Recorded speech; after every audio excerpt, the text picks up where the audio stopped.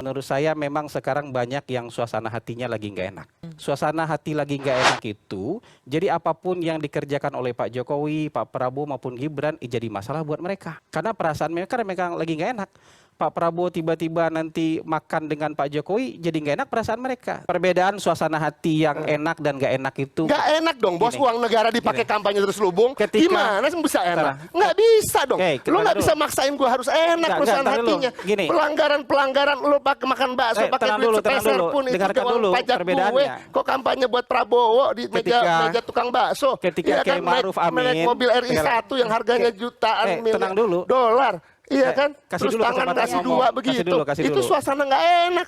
Jangan dipaksa kalau gue. Pak Jokowi boleh dipaksa.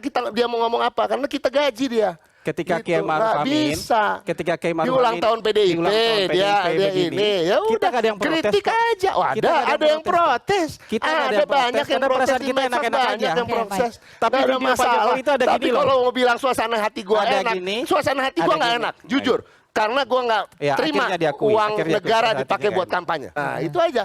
Karena kan kita punya ekspektasi yang lebih kepada seorang presiden. Ya, siapapun itu presidennya sebagai negarawan. Nah, tapi ini kan hanya menegaskan bahwa akhirnya Pak Jokowi itu bukan seorang negarawan. Dia seorang politisi biasa, manusia biasa seperti kita-kita yang sayang anak, ya kan?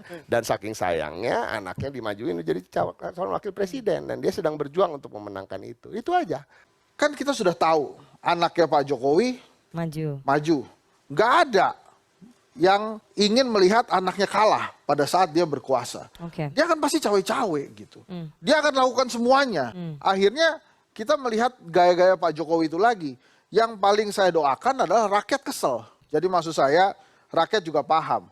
Kalau kemudian si presiden ini bablas terus, masa iya sih nggak ada yang marah? Kalau saya sih Prabowo Gibran itu, Jokowi menyumbang elektabilitas paling tinggi, kemudian Prabowo Gibran nggak ada. Gibran tuh bapaknya yang nyumbang. Jadi emang kenyataannya begitu. Jadi kalau kemudian balik lagi ya, kalau kemudian Pak Jokowi mengatakan bahwa presiden boleh lo kampanye, presiden boleh lo memihak, itu dia menyampaikan bila ada pertanyaan lagi dari publik. Kok Pak Jokowi begitu kan? Saya udah bilang presiden boleh berkampanye. Oke, tapi itu Anda melihatnya penyampaian Pak Jokowi secara terbuka di depan publik soal boleh berpihak, boleh berkampanye itu bukan tanda kepanikan ya. Kalau dalam permainan catur ketika raja sudah turun ke arena permainan itu kan berarti medan sudah mulai kacau balau nih. Oh, bukan cuma panik menurut saya, dia panik, bingung, marah. Karena elektabilitasnya stagnan, mengantisipasi putaran 2, Anda melihatnya begitu? Oh iya, macam-macam kan dia sudah menyerahkan anaknya ke orang yang 2 kali dia kalahkan. Mungkin ditanya waktu itu, sehat nggak lu? Sehat. Buktinya apa? Nah ini sehat nih tuh. Itu akhirnya ya udah majulah gitu ya.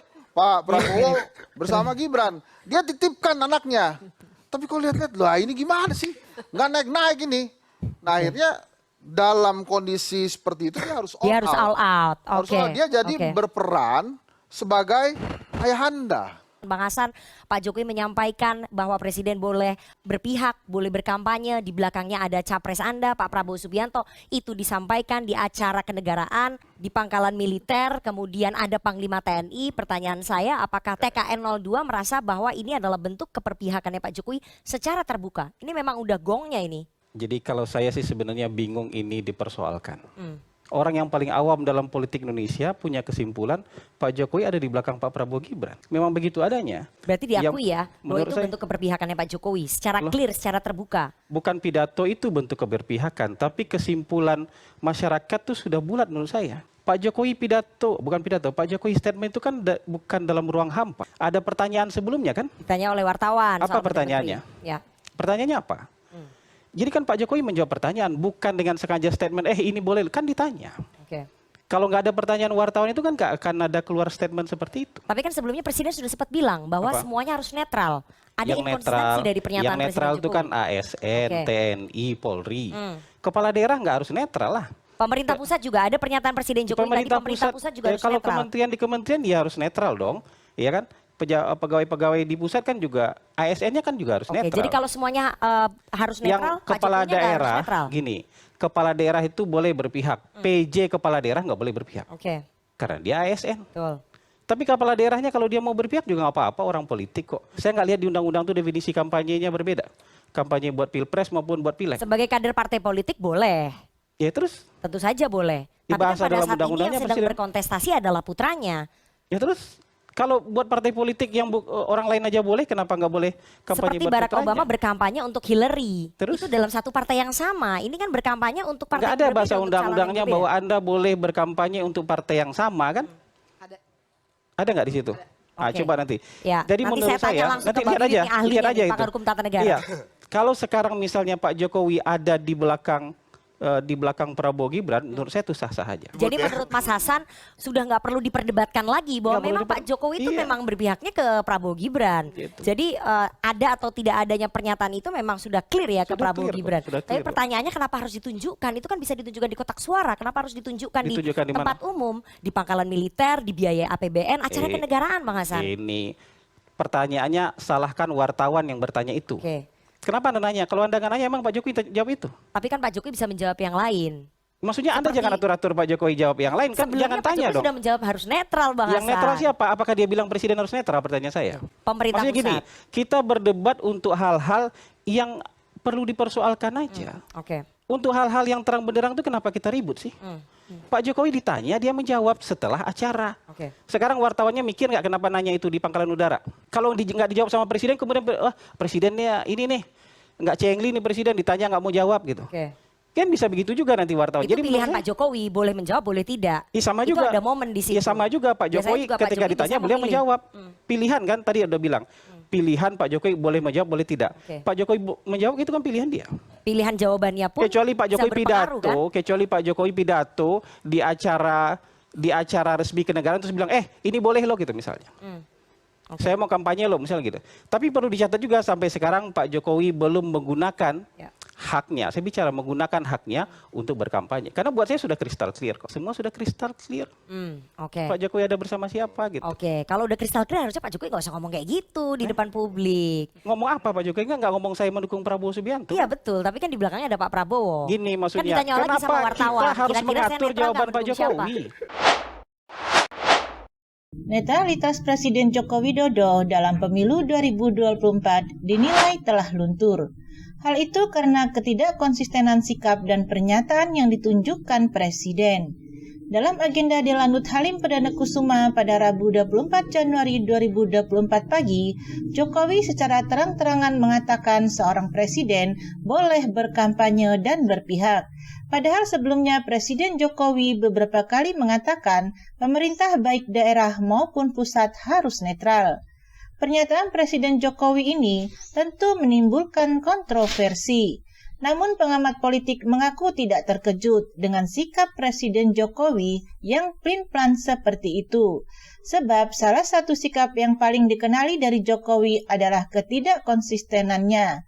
Beliau ini konsisten. Untuk tidak konsisten dengan apa yang diucapkannya kan, sebenarnya ini tidak mengejutkan, ungkap pengamat politik Rai Rangkuti.